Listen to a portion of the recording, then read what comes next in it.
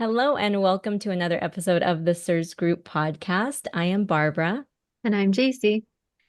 and today we have another special guest, somebody that we got a chance to meet at CIRS X, Morgan Glodowski. She is here today to talk all about breath work. It's very exciting. We're excited to get into it. But before we do, we are not medical practitioners, or we're not your medical practitioner, that's for sure. So do not take any of this as medical advice. Always consult your doctor about any new modalities that you decide to try. But to properly introduce Morgan, I want to say that she is a multi-modality integrative health practitioner and owner of Moksha Embodied. Did I get that right? You did. Oh, Yeah. good. Where she utilizes functional labs, holistic protocols, and somatic healing practices to help individuals get to the root of their symptoms and rewire their subconscious to break the mold of their condition. As an overcomer of CIRS and biotoxin illness herself, Morgan left her nursing career and is now on a mission to inspire and educate patients and practitioners on the power of breath work, a missing modality in medicine and mold recovery. Morgan is trauma-informed and trained in transformational breath work and Kundalini. Oh my gosh, see, I almost got to the end. Kundalini yoga specifically. Did I get that right too? Yes, you did. Awesome. All It's a right. mouthful. Yeah. Super excited to talk about this. Yeah, thanks so much for having me. Morgan, thank you so much for joining us today. We always like to start with a little bit of context of how you got into the CIRS world. Unfortunately, by being a patient first is how I got into the CIRS world. I was formally diagnosed with CIRS in 2022, about a year after moving into a mold-ridden apartment, of course, unbeknownst to me. And I remember it being a really long time, not knowing what was happening to me. My health literally went from thriving to a dumpster fire in like the 6 months I lived there. My worst, about month 6, I remember I had over 30 symptoms, with the most severe ones being neurological. So what that looked like, I was practically bedbound, having a hard time speaking, with pseudo seizures daily, where I would convulse and have these seizure-like movements, but I would be conscious the whole time. And breath work is really what I did for a lot of my symptom management before I was able to find a CIRS literate provider myself and even get diagnosed. And of course, I continued that breath work and what I was doing alongside my Shoemaker Protocol, hence the passion for breath work I now have. And obviously being a CIRS literate practitioner in the space, because as you guys know, it's missed or misdiagnosed in a lot of people. Especially now more than ever. But I guess I'll say I stepped into more of the educational role through CIRS X after my doctor noticed I was kind of making progress at an accelerated pace. And he kind of, asked one day in an appointment, "What have you been doing?" And yeah, I kind of sold him on the power of breath work, and here we are now. That is so cool. And I'm just curious, I'm sure everyone listening is curious, how does breath work support CIRS recovery? This is one it's hard to keep short, the answer. So I'll just kind of hit what I feel like are the biggest ways it can support. And I would probably start off by saying nervous system regulation. I did touch a little bit on this in CIRS X this year, but immune system dysfunction and nervous system dysfunction are not mutually exclusive, and they very much feed into each other. And so anytime the nervous system is struggling, the immune system is going to have a really hard time modulating. And with breath work, we can really use it to support individuals at any place within the polyvagal ladder. And then obviously techniques will look different depending on whether a person is in a sympathetic state or, a chronic freeze state. But when we can support the nervous system through breath work, by default, we are supporting things like mast cell activation and histamine intolerance, because those things have really big nervous system triggers. And additionally, the type of breath work that I've come to really know and love and that I facilitate most often prompt the release of DMT. And there's a lot of new research coming out on DMT that is released by changing those ratios of carbon dioxide and oxygen in the blood. And it's because DMT actually has neuroprotective effects under conditions of low oxygenation. So these neurons, which are building blocks of our nervous system and our brain, are very vulnerable to things like inflammation and oxidative stress that we see with CIRS. But using breath work to endogenously release this DMT in our brain can provide protection, and it's also showing to kind of help prevent neurodegenerative diseases associated with mold exposure. So I think Parkinson's, Alzheimer's, things like that. And then, of course, a lot of REM sleep. I don't know about you guys, but I know my REM sleep was severely impacted for a period of time with CIRS. And when we're not getting that REM sleep, we're not getting the DMT that's released through our dreams and our dream state. And so breathwork's a really powerful modality, not only to help sleep, but support the brain and protect those neurons when we are in a state of not being able to get that DMT release through adequate REM sleep. Wow. Yeah, that's incredible. And something that I got to enjoy firsthand was you leading the whole CIRS audience through a Kriya. Um, and if you want to go into, what made you decide on that one and the effects of that, anything you want to tell the audience about that? Yeah, why I chose that one, so much research behind it. For those who weren't there, the Kriya I taught at CIRS was called Sudarshan Kriya, which specifically is about a 30-minute long rhythmic breathing technique that is part of the Art of Living Foundation's happiness program. It was developed by Sri Ravi Shankar, who is the founder of the Art of Living Foundation. And the practice has roots in a lot of ancient Vedic traditions with a range of physical, mental, and emotional benefits. There's over 100 independent studies published in peer-reviewed journals that have really demonstrated these wide range of benefits with the Kriya. Most notably, they found it to be a very beneficial, low cost, and low risk adjunct to the treatment of stress, anxiety, PTSD, helping with glycemic control, depression, and other stress-related medical illnesses. And I think JC in a previous podcast, or maybe it was you, Barbara, who had said, what was really interesting is that this Kriya has also been helping in the rehabilitation of criminal offenders and those struggling with substance abuse. And I think that really speaks to the power of the neuroplasticity, as we were kind of talking about with DMT just a second ago. But what they were finding in these studies, that Sudarshan Kriya mainly exerts its endocrine effects by modulating our HPA axis, which is not only essential for our fight or flight response, but it also helps release prolactin, vasopressin, and oxytocin via those vagal afferents to the hypothalamus and anterior pituitary, which of course is really helpful from a CIRS perspective because we know things like vasopressin or ADH levels and MSH are often drastically reduced in those struggling with CIRS. That's Wow. amazing. Yeah.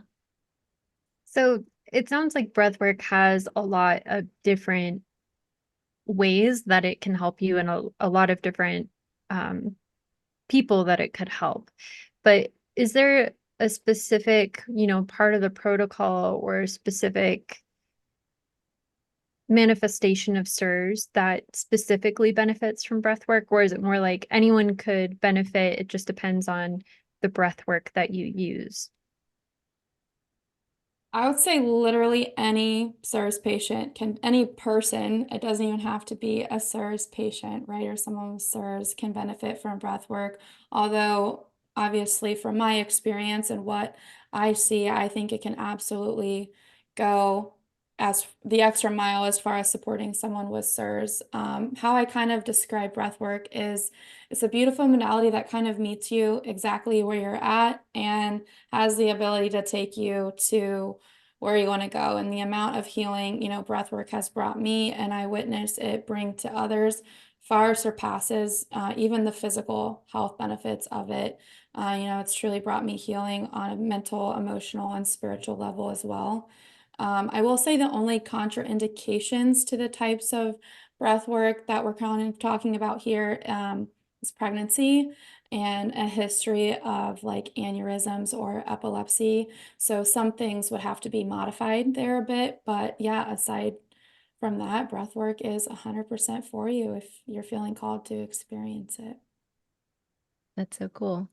I know you obviously work with people one-on-one at this point to help them with their breath work. What would somebody expect? Like if I signed up to work with you on and to work on breath work stuff, which is actually something I've been thinking about anyway, because I think I need it, given all my general anxiety anyway, not to mention the CIRS stuff.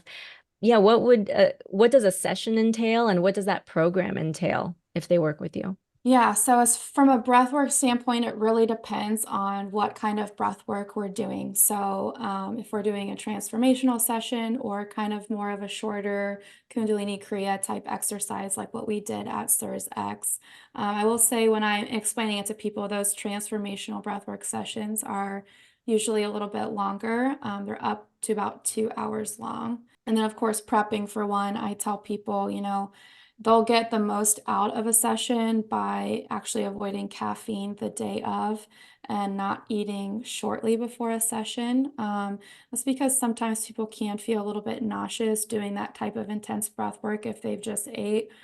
But more than that, I find that on an empty belly, you're actually able to mentally sink deeper into the experience and get more benefit from it overall. As far as kind of what to expect, it's different for everyone. I kind of tell people, your breathwork experience is kind of like a box of chocolates. It's you don't usually know what you're going to get, but it's usually exactly what you need. Most people come out reporting feeling completely at peace. So for someone, who is struggling with generalized anxiety or even CIRS related anxiety, it can be a very powerful modality to kind of interrupting that circuit. A lot of people come out, if they're going through a really hard time in their life saying, I, finally feel free from my overwhelm, or they share some kind of breakthrough. And this can range from healing some adverse childhood experience to finally forgiving themselves or someone else for a certain something that happened, seeing the greater purpose in their struggles. There's so much, that's really been shared and it's so beautiful, but it really depends on the individual and their intention going into a session. But the body is brilliant. And so what usually happens is the subconscious mind will always go to the thing that needs healed the most first. And sometimes that's on a physical level, and sometimes it's much deeper or on an emotional or a spiritual plane. And then what I think is most powerful about it is not only what's happening in the session, but the work is still being done on the level of the subconscious mind 24 to 48 hours after one standalone session. So during this 24 to 48 hours, some people feel very euphoric and others maybe feel more emotional as they kind of shed some things that they were unconsciously holding on to for so long. And so I preface breath work as medicine, right? I think it can be a form of medicine. It can be very healing, but there's also a lot of overlaps between the benefits of breath work and then also the benefits of plant medicine. So it's great for, like I said, kind of interrupting negative circuitry, positively reprogramming the subconscious mind, and just developing greater neuroplasticity. That's incredible. I've been doing a lot of energy healing sessions lately, and it's always fascinating to me because when I go into the session, I think to myself, like, I just don't want to talk about whatever. And then every time that is exactly what we end up talking about. And it's like your subconscious knows, what you need to address in order to move to the next level. And it's fascinating to hear that breath work operates similarly. Yeah, and I think kind of on that note, one thing with breath work is, there's a lot of people from a therapy perspective, if they're going through something tough, and a lot of people have that resistance to going in and actually talking about it. And there is an aspect sometimes where when we are re-talking about things, we're re-traumatizing the body by kind of reliving it. And the thing that I really like about breath work, and it's ironic because a lot of people have hesitation of going into it because they're like, oh, I don't know what's going to come up. You know, maybe there's something that they're avoiding, but the body is so smart. Like, it's seriously so smart. And breath work gives a beautiful just way of processing that stuff on a cellular and somatic level without having to consciously relive it, re-experience it. You can kind of have an awareness of what's maybe being released or what's happening. But I've also had journeys myself and journeys that other people have shared with me where they fall asleep. And if you fall asleep in a breathwork journey, you know, it doesn't mean that you're not getting benefit out of it. Oftentimes, it's the body shutting down in an altered state of consciousness to process something that's too overwhelming for that conscious mind. Oh, that's good to know too. Because if I fell asleep during a breathwork session, I would definitely think like, oh gosh, I did this wrong. Yeah, no, yeah. And usually it just means you're moving something big. That's incredible because we just did a podcast with Dr. Sparks and Brenda the therapist, and they were saying that EMDR helps you process stuff without actually having to, in your words, relive that trauma through talking about it out loud. And so it sounds like breath work serves a similar function, allowing you to process traumas that you might not even know are there. I mean, how many repressed memories do we all have? No one knows. That's the punchline. But also, it allows you to do it. I'm not going to say passively because breathwork is an active practice, but it's kind of an adjunct to the benefits, the direct physiological benefits you get from the breathwork. So that's fascinating and amazing and makes me want to try breathwork even more. So on that note, how can we work with you? How can we find you? Yeah, you can find me. I am on Instagram and, of course, active in my DMs at Morgan E. Glodowski. And of course, if anyone has any specific questions, I would love to chat with you. You can also go to my website at www.mokshaembodied.com. As far as my current offers, I currently work one-on-one with people in a health coaching capacity, which also includes that transformational breath work and the trauma-informed Kundalini breath work and yoga in that program. But I also offer one-on-one breathwork journeys outside of my coaching container for anyone that feels called. And I am about to soon be launching a group breathwork program, Moksha Mind Body Mastery, later this year.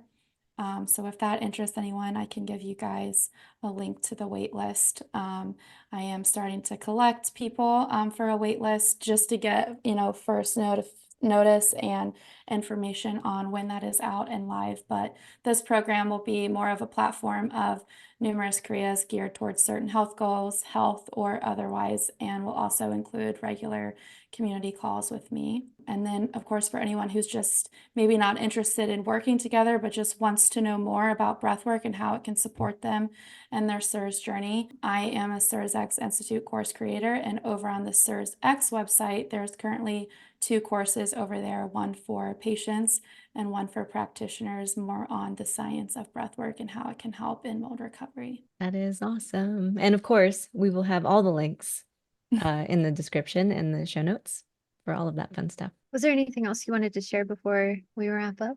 I don't think so, unless you guys have any more questions for me, but thank you so much for having me on. I love talking about breath work and, you know, what it can bring and provide to people. Yeah, it's been so nice to have you. And again, so nice to meet you as well at CIRS X, and enjoy your great talk. Anybody who has access to this year's 2024 CIRS X can also see your talk that you gave for everyone, where you did lead the whole group through breath work. I might go watch that again just to run it through Yeah, again. I might I need was it gonna today. say, might as well.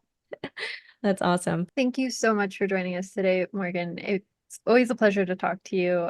We had, can I call it a meet cute at CIRS X? I was using the restroom and I heard someone saying like, oh yeah, JC and Barbara, you need to meet them. And I was like trying to pee faster so that I could go meet you in person. And I think a couple times during CIRS we joked about ADH, osmolality, dysregulation, our frequency of using the restroom. Yeah, I think we met in the restroom at least probably 3 or 4 different times throughout the conference.